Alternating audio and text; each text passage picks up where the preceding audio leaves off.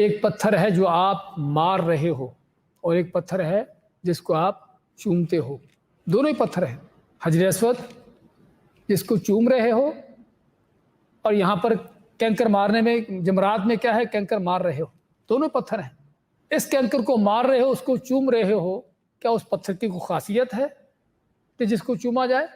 اس کی بڑی فضیلت ہے جس کو چوما جائے؟ اور یہ پتھر بڑا گھٹیا ہے جس کو مارا جا رہا ہے؟ نہیں، دونوں ہی پتھر ہیں، دونوں ہی پتھر ہیں، وہ بھی پتھر ہے، یہ بھی پتھر ہے، لیکن اس کو چوما اس لیے جا رہا ہے کیونکہ اللہ کے نبی صلی اللہ علیہ وسلم نے چوما تھا۔ اس لیے عمر فاروق رضی اللہ تعالیٰ عنہ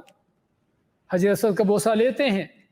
اور فرماتے ہیں اعلم انک حجر، میں جانتا ہوں کہ تو پتھر ہے، لا تنفع ولا تضر، نہ کو نفع دیتا ہے نہ کو نقصان دیتا ہے، ولولا انی رأیت رسول اللہ صلی اللہ علیہ وسلم یقبلک ما قبلتک ابدا، اور اگر اللہ کے نبی صلی اللہ علیہ وسلم کو تجھے بوسہ دیتے نہ دیکھا ہوتا تو کبھی بوسہ نہ دیتا۔ تو یہاں پر سبق ملتا ہے کہ حجر اسود کو بوسہ دے رہے ہیں تو اس لیے نہیں کہ اس پتھر کے اندر کوئی بڑی خاصیت ہے، کوئی مشکل کشا حاجت روا ہے، یا بڑی اس سے کوئی اس طرح کی چیزیں ملتی ہیں، بلکہ وہ پتھر ہی ہے۔ لیکن چونکہ اللہ کے نبی صلی اللہ علیہ وسلم نے اس کو بوسہ دیا ہے اللہ کے حکم سے، تو ہم بھی اس کا بوسہ دیتے ہیں آپ کی اتباع کرتے ہوئے، حجر اسود کو ہاتھ لگاتے ہیں، چومتے ہیں۔ اسی طرح بیت اللہ کا ایک دوسرا کونا ہے جس کو کیا کہتے ہیں، رکن یمانی، اس کو بھی کیا کرنا چاہیے، ہاتھ لگانا چاہیے، چومنا نہیں۔ تو تیسرے اور چوتھا کونا جو ہے، باقی دو کونے، ہاں جی، اس کے بارے میں کیا خیال ہے؟ پورا ہی تو بیت اللہ ہے نا، جہاں بھی ہاتھ لگا لے، کیا مشکل ہے؟ ہاں، حضرت امیر معاویہ رضی اللہ تعالیٰ عنہ ان کے بارے میں آتا ہے کہ بیت اللہ کا طواف کر رہے تھے تو چاروں کونوں کو چھو رہے تھے، تو حضرت ابن عباس نے فرمایا کہ چاروں کونے چھونا نہیں ہے، صرف حجر اسود کا بوسہ لینا یا اس کو چھونا ہے اور رکن یمانی کو چھونا ہے۔ تو انہوں نے آگے سے یہ جواب دیا کہ بیت اللہ ہی ہے، چاروں کونوں کو چھونے میں کیا حرج ہے؟ انہوں نے کہا حرج یہ ہے کہ اللہ کے نبی صلی اللہ علیہ وسلم نے یہ دو کونے چھوئے ہیں، دوسرے دو کونے نہیں چھوئے، حرج یہ ہے۔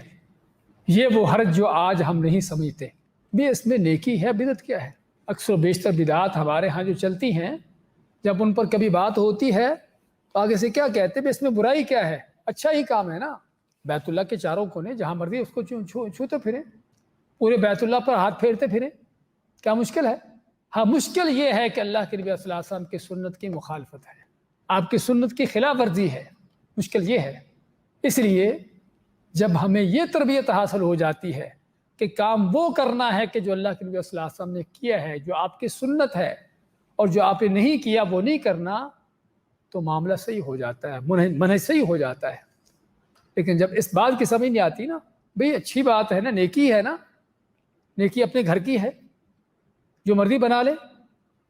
تو پھر جو ہے گمراہی یہیں سے پیدا ہوتی ہے، یہیں سے گمراہی شروع ہوتی ہے کہ جب نیکی ہم اپنی طرف سے بنانا شروع کر دیں۔ تو یہاں پر بہت بڑا سبق ملتا ہے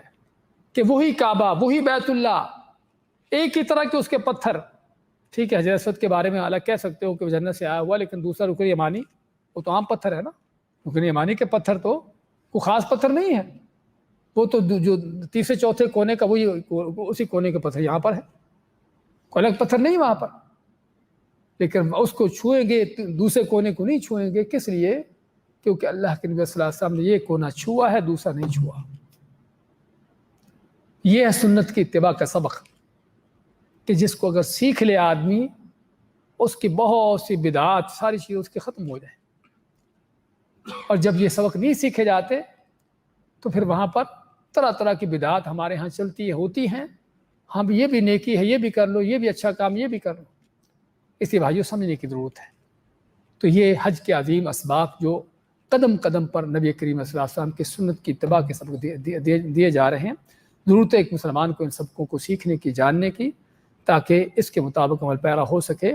اور اللہ کے نبی صلی اللہ علیہ وسلم کی اس اتباع کو زندگی کے ہر لمحے میں، ہر شعبے میں لا سکے۔